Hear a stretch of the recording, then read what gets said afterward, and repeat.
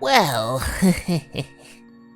I see you managed to scrounge up another dime for the copy of Tales from the Crypt.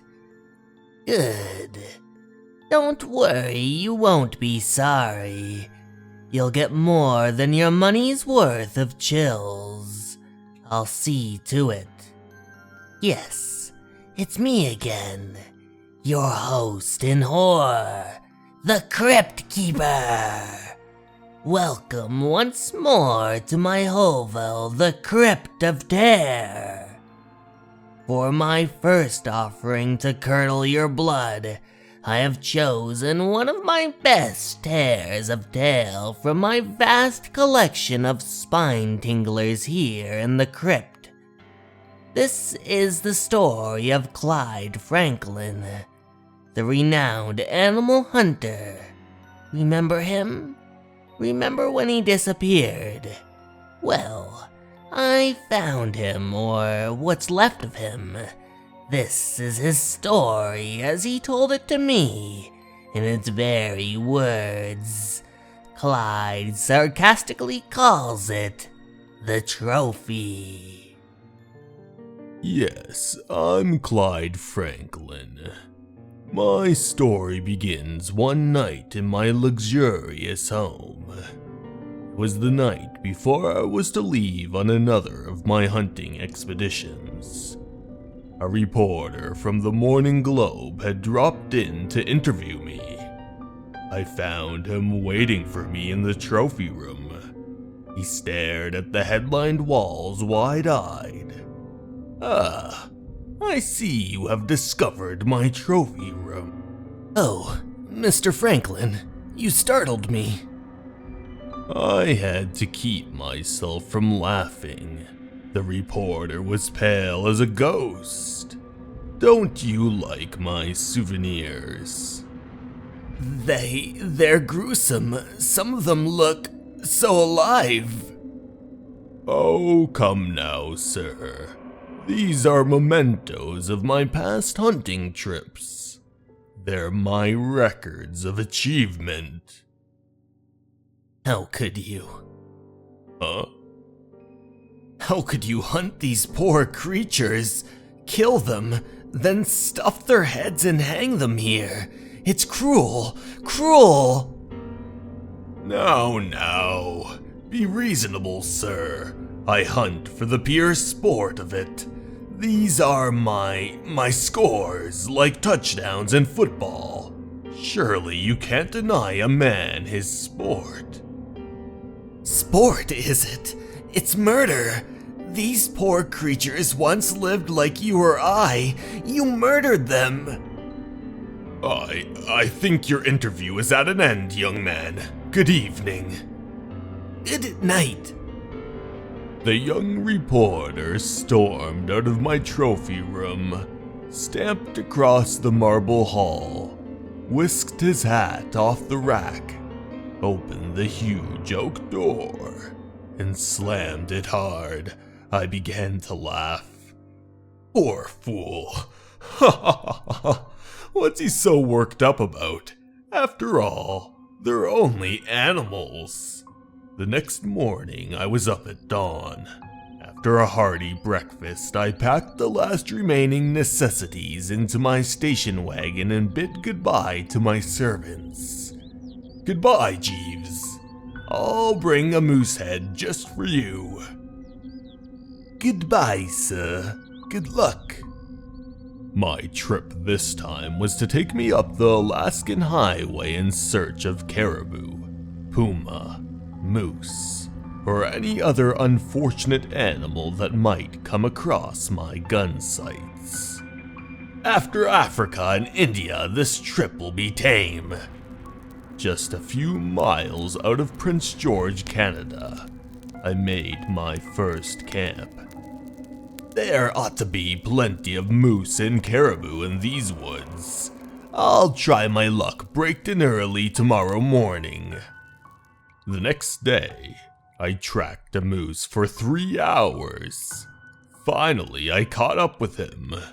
He was standing up in the shallow waters of small lake drinking his fill. Look at those antlers. What a trophy he'll make. He turned toward me and bellowed as I came out in the open. I raised my gun, sighted carefully, and... He dropped to his knees. He snorted in pain. His beady eyes reddened. He stumbled to his feet and charged. I stood my ground and I raised my gun again. I waited until I knew I could hit the vital spot, and then I fired. He went down as the bullet struck him. He rolled over and lay dead at my feet. He was tremendous. His head was going to be a wonderful addition to my trophy room. I unsheathed my knife and set to work. The next day, I broke camp and continued on my way. About noon, I stopped at one of the few gas stations along the Alaskan highway. Better fill her up, mister, and take a can to spare. Next station's 200 miles. Good idea. Say, that's some moose head you got there. Where'd you bag him? North of Prince George. He's a beauty, isn't he? Where's the carcass? I left it. I just wanted the head for my trophy room. Shucks, that's a lot of meat gone to waste. Folks up here hunt for food. Well, I hunt for sport. It was toward evening that it happened. I was speeding along at a fair clip when I saw the board stretched across the road. Spikes! I slammed my foot down on the brakes. The two front tires exploded as the spikes ripped into them. The station wagon lurched crazily and I felt it going over. It was a horrible crash, and everything went black. When I came to, I was lying on a couch in a rustic cabin. As the cobwebs cleared, I heard a strange sound. It was the steady throbbing of a motor coming from the next room. Where am I? I remember the crash. Suddenly, as I lay there, I heard voices coming from the room with the throbbing motor. No, please, don't have mercy. My blood froze in my veins. It sounded like someone was being tortured. Please, no.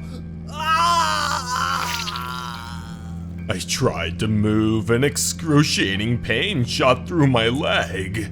I looked down. It was twisted. It was broken. My leg is broken. I can't move. Suddenly, the door opened. For a moment, I heard the motor, louder, and there was another sound, a gurgling sound, like water being pumped through pipes. Ah, you've come around.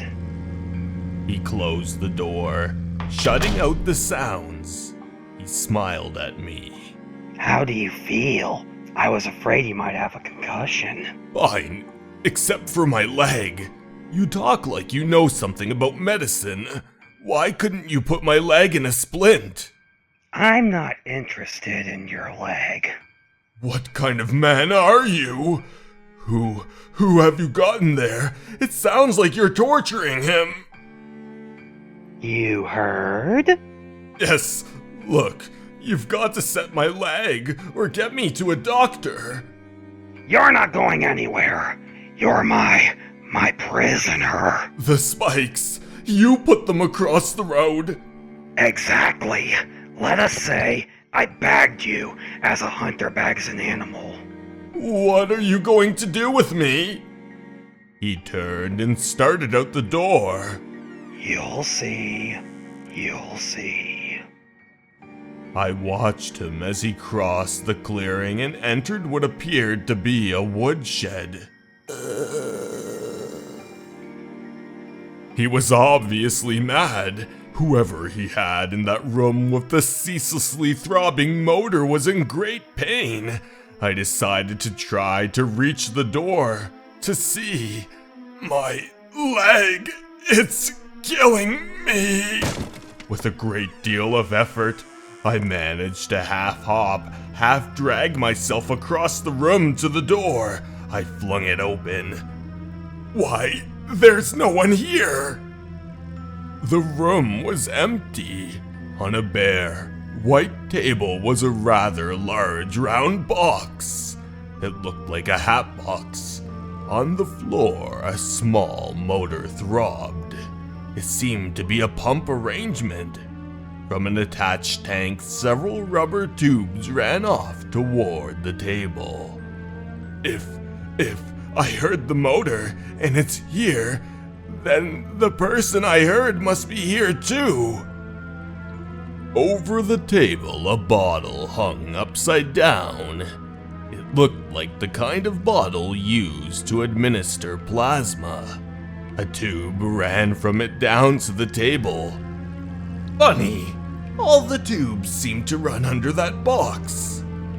I dragged myself painfully to the table. I stared down at the strange box. I saw now that it was only a cover. Suddenly, the hair on the back of my neck crawled. Once again came that pathetic, sad moan. It came from the box. I grasped the handle and raised the cover, the most horrifying sight I have ever seen. It met my eyes and I screamed. Ugh! There on the table was a living, breathing, human head. It blinked at me through wide eyes. Run, you fool! Get away from here! He's mad! Mad! I stood rooted to the spot, unable to move. The indescribable horror I felt numbed my senses. Do you hear me? Get out before it's too late! Do you want to end up like me? Suddenly, the head's wide staring eyes looked beyond me. I spun around. Well, I see you have discovered my trophy room. Your trophy room? Why, yes. This is where I keep the heads of all of my game. He turned and took a can off a shelf. You're crazy! You can't hunt human beings! Why not? I hunt them for the pure sport of it. Then he reached for a sponge. Sport? It's murder! Call it what you will. It's my idea of sport. He came at me with the can and sponge. I tried to get away, but my broken leg sent me sprawling. He clapped the damp sponge over my nose and mouth, and I smelled the sickening, pungent odor of chloroform. I began to lose consciousness, drifting off into a black abyss. After all, they're only human beings. When the darkness faded and I came to, I was staring out over the white expanse of the tabletop. The door opened, and he came in. He had someone with him. But before you die, I want you to see my trophy room. He pointed at me. The man with him was cut and bruised as if he had been in an accident. And this is my latest memento from a past hunting trip. Soon, you too will become one of my records of achievement. Yes, that's Clyde Franklin's story, in his own words. That's how he told it to me when I dropped in to see my friend who lives in the little cabin near the Alaskan highway. You should see his trophy room now. He's getting to be quite the hunter. And talking about heads, if you'd like an actual photograph of my head as I really appear in the flesh, just read my column, The Crypt Keeper's Corner, in this issue. Now, I'll turn you over to my fellow ghoul lunatic, the Vault Keeper, for some more skullduggery. The end. Thank you so much for watching, everyone. I hope you enjoyed the story, and I'd like to take this time to give a very special thanks to Crazy Jamie for offering their voice in the video. I hope you all enjoyed.